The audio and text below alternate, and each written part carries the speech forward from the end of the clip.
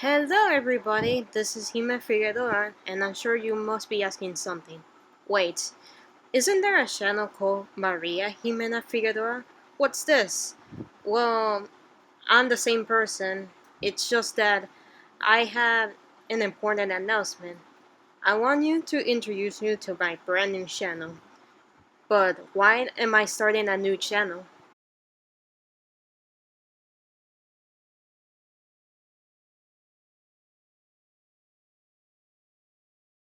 I started making videos on YouTube back in 2023 and continue on in 2024 and early 2025.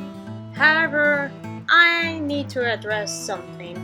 I actually got myself a new phone in for Christmas 2024, meaning that I had to transfer my data into the new phone. And I did it for everything except for my YouTube account, which means that I had to create a new one, and that also means that this affected on my channel, which means that I could no longer make videos on the old channel.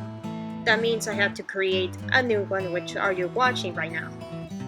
I will, however, create a playlist containing my videos of my old channel so you can check out.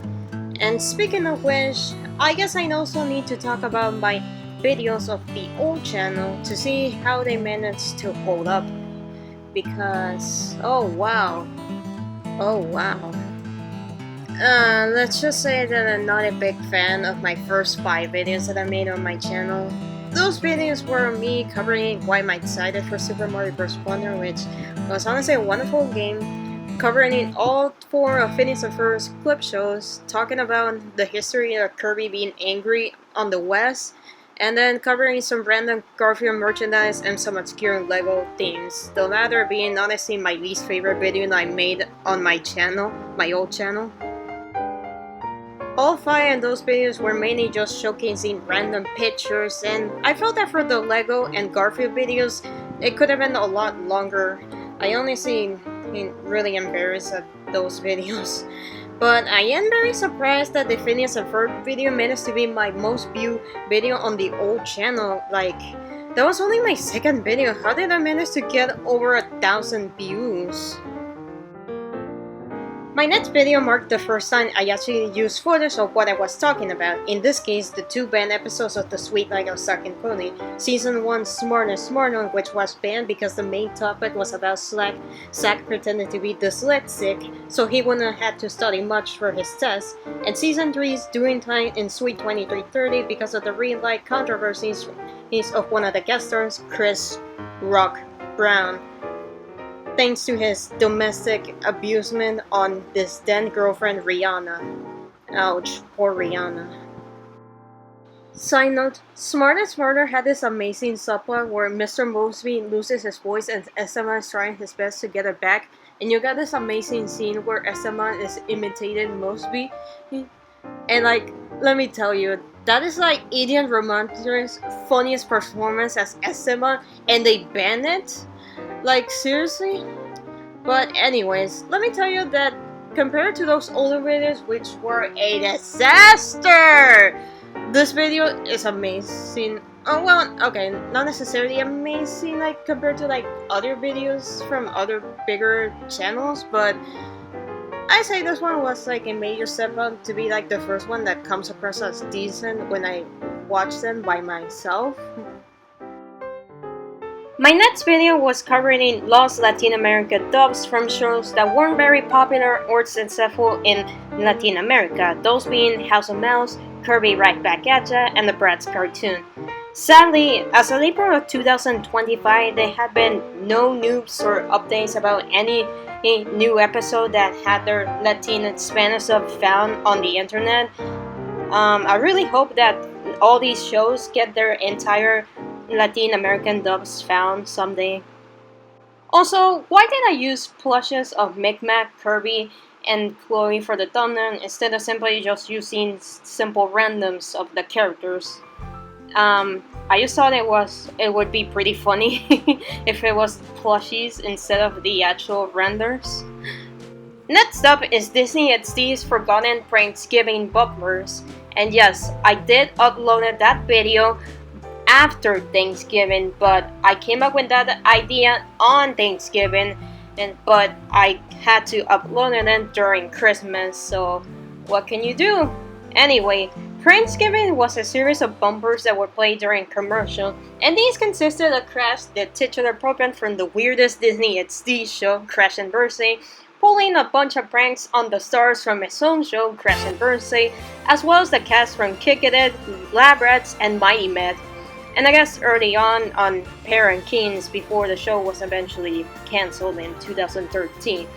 Anyways, these bumpers are honestly really fun to watch there because even though the actors are just themselves, they honestly do things that feel like they were fitting on the characters, such as house pumps coming out of the garage because it was filmed in Turkey. That honestly does sound like something his character Mr. Davenport would do in Lab Rats, don't you think? Next up, cartoon episodes people love, but I don't. We got Hot Takes, Missing Identity, and Blending's Games are mid. They're not terrible episodes, I just found it to be boring and uninteresting. But the other two, oh my god. Okay, I'm gonna say this. Bubblevicious is a bad and overrated episode. Yeah, I'm saying that Bubbles just becomes unintentionally unsympathetic. She beats up everyone, including her own sister, and she never gets punished or even apologizes for her actions. She just gets away scot-free for being a jerk in this episode. Yeah, I'd say that Bubblevicious does not deserve the praise it gets. The MLP episode Putting Your Hook Down is 20 times better because in that one, Fluttershy at least realized that she went too far and apologizes to Pinkie Pie and Rarity, something that Bubbles should have done in Bubblevicious. And you know what else sucks? Bon Bon the Birthday Cry, or should I say, the Star vs. the Forces of Evil episode where it's about romance and then Luna shows up out of nowhere while the titular clan only shows up for like 4 seconds. It's false advertisement! I mean, what's the point of calling an episode about a specific character if it only shows up for 4 seconds? And finally, the last two videos I made on my own channel are both Pretty Cure related. One is talking about the confusing color schemes for some of the cures, and the other one is just a bunch of random Pretty Cure opinions I wanted to share. Some of course were hot takes. Also, if you watched that video, you remember that I hate Milk, and I heard that she became a more tolerable character when she became Kuromi Minimo / Milky Rose in Just Like Go-Go. And I was right. She is so much better in Go-Go than she was in the original Just 5. Because while she occasionally still argues with Nozomi, this time it's not because she's being a jerk to her. It's actually because she's making sure that things are keeping clean, and that Nozomi should be worried when things go horribly wrong, usually when the bad guys comes up. That's honestly the major reason and not the biggest fan of Nozomi Yumehara / Cure Green. I just personally found her too childish and kinda annoying for me. By the way, I'm currently watching Splash Art, and here's a hot take. I think this season is a better version of the original Futari wa Pretty Cure and especially its sequel Matsar. But the Cure's design are still the worst ones out of any Pretty Cure season, I'm sorry. When I was making both of the Pretty Cure videos, this is also where I get to found a website called CatCut, where I was able to make custom thumbnails for my videos, specifically from the banned episodes of Zack and Cody from Onghorn, since I honestly like my videos that now feature footage of whatever thing I'm talking about. And I also get to make some specific image of what I specifically wanted to talk about in any point of my videos, and I love this website. If you need to make a custom thumbnail, there you go, you have CapCut. Plus it's free, because any other website that I was trying to make a custom thumbnail always required me to pay something. It was so annoying.